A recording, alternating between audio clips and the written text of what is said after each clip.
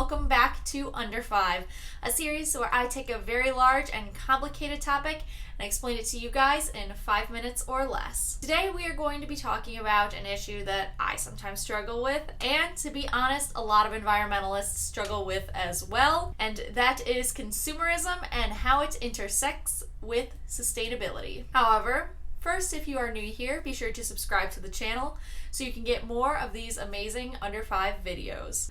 To start, we need to back up a little bit and talk about the 3 R's. You probably learned about the 3 R's way back in the day during high school and probably still practice them a little bit even now. However, as a quick refresher, the 3 R's are reduce, reuse, and recycle. Recycling is something we are probably all fairly familiar with that involves sorting your trash and putting recyclables into a specific bin where it's then taken to then be turned into different products or reused as something else. Recycling and reusing go hand in hand. Most of what we recycled is reused in a different form, but at home you can also reuse products, like saving old jars to use as cups, saving old cans to store pencils, nails, buttons, whatever else you need storing, or even turning milk jugs into a chandelier. Yeah, that was something someone did.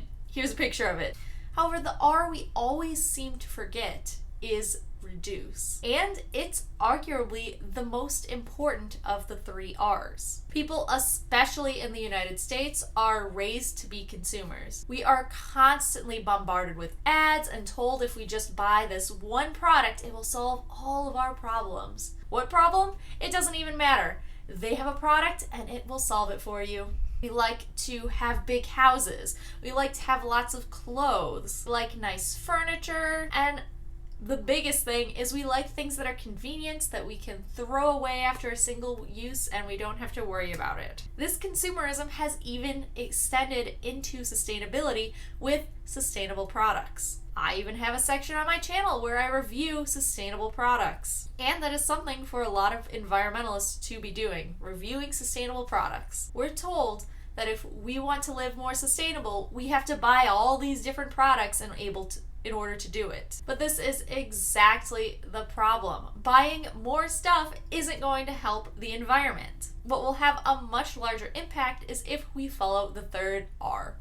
Reduce. We must reduce the amount that we buy and become smarter consumers, and as a result, become more sustainable consumers. Unfortunately, us individually buying less doesn't have that much of an impact. Of course, it's important to reduce our consumption where we can, as well as teach and encourage others to do the same, but it doesn't end there. It's fundamental that the entire industrial system that we have in place becomes more sustainable, less power-driven, and less dependent on rampant consumerism by the general public. This will, of course, involve policy change, regulations, and, as always, voting for the right person to put these policy changes and regulations in place and enforce them. Companies can be a driving force in this change too. For example, researchers in Germany found that when green electricity was set as the default option in residential buildings, 94% of individuals stuck with it. In other cases, making more green choices such as reusable towels and receiving electronic rather than paper bill statements as the default increased uptake of the more sustainable option.